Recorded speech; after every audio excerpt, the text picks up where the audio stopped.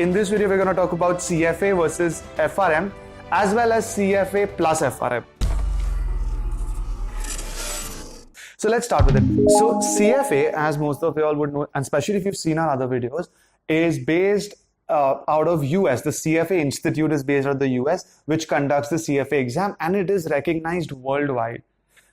FRM is also recognized worldwide, and it stems from the institute called GARP.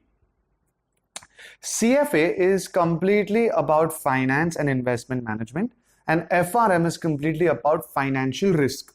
So the easiest way I can put it for y'all is CFA is the superset, and within it comes FRM. So FRM is an even further specialization into finance.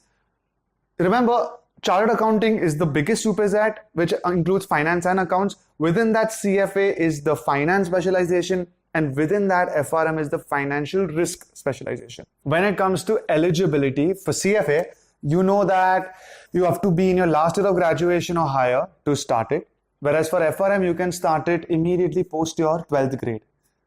So again, for that reason, a lot of people start FRM first and then pick up CFA, which we'll again, as I said, cover later. Now let's talk about the academic structure. CFA, again, I've said it a million times in our previous videos, 3 levels. All 3 levels have the same 10 subjects, and I'm not going to get into the depth of it. You can see the list of the subjects here, and this covers everything, like I said, in finance. FRM has 2 levels. Again, you can see the subject. It's much more related to risk. And guys, if y'all are not aware, because we don't get to learn all these things in school or college, but when you study finance, you have to study risk. So it's actually a very powerful subject to learn about overall how risk and finance go hand in hand. That's what you learn in FRM. CFA has 3 levels, like I said, FRM has 2. CFA, you can finish within around 2 to 3 years. FRM, you can finish in a year, maybe 2, but in a shorter period of time because of the lesser levels. In CFA, each level, you have to invest around 300 hours of studying. Similarly, in FRM, in both the levels, you have to invest around 300 hours of studying. When it comes to the passing rate, you guys know that the global passing rate for CFA ranges between 40 to 50%. I always say that at Zell we do over 75-80% because you might, as if you're taking up one of these courses, your goal should be to clear it in the first attempt. When it comes to FRM, again, the global passing rate is between 40 to 50%. I mean, level 1 happens 4 times a year quarterly, level 2 and level 3 happen twice a year, 6 monthly. You have the liberty to give both the levels of FRM together, but obviously most people suggest study 1 level, clear it, and then level 2. It's just easier to focus and pass. When it comes to the job opportunities or the scope of CFA, it's probably undefeatable for finance. Whether you're a CA plus CFA, MBA plus CFA, ACCA or CPA plus CFA, CFA specialization in finance opens your opportunities in India and overseas for almost any role in the field of finance. It can be as simple as working in a corporate which, you just help make financial decisions. It can be you work in an investment bank, you can work in hedge funds, you can work in mutual funds, you can work in corporate finance, you can start your own firm in the field of finance, and all of this happens in India or overseas. FRM, because it's a specialization, you will have slightly more niche opportunities, but it's still all these aspects I spoke about in CFA, all of them require you to understand financial risk. So FRM, you can also assume that you will have an opportunity to work in these kind of companies and these kind of profiles.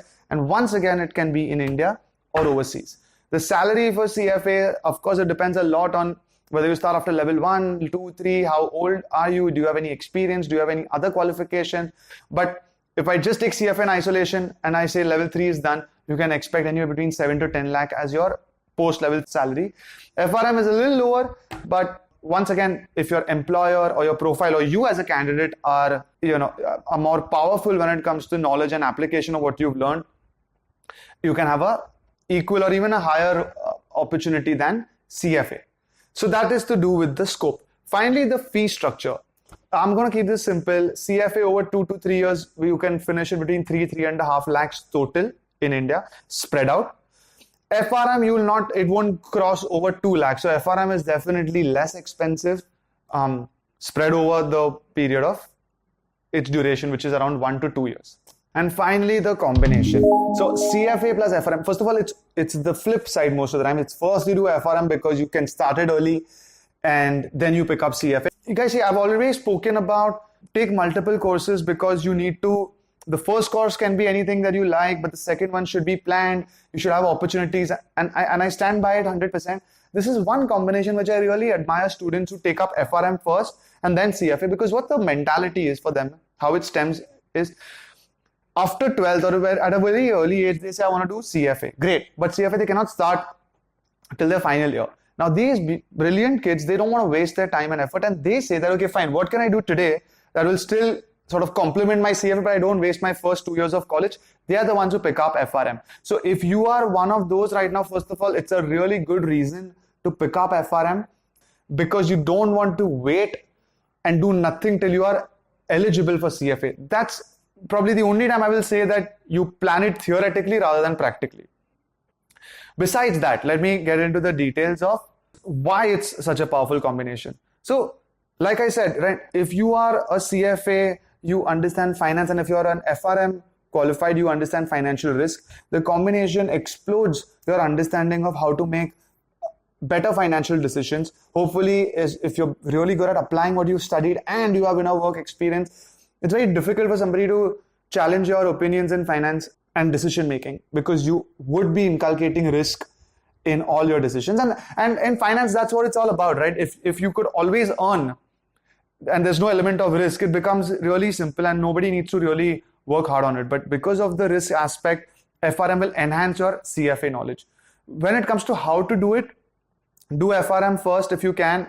If you're still in after 12th, please finish it within your second year and then pick up CFA and then start working immediately after level 1 of CFA and then see where your life takes you, right? After that, if MBA as an opportunity comes about, do it.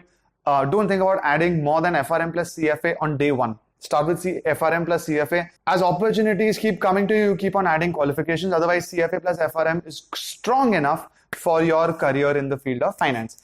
Lastly, if you've crossed your age and of college and you are already a graduate or something on those lines, pick up CFA first, my suggestion. That's the heavier qualification according to us, and then do FRM when you either have time or once your career is on track because of CFA. Combine these kind of qualities of these courses with your circumstances and make a decision.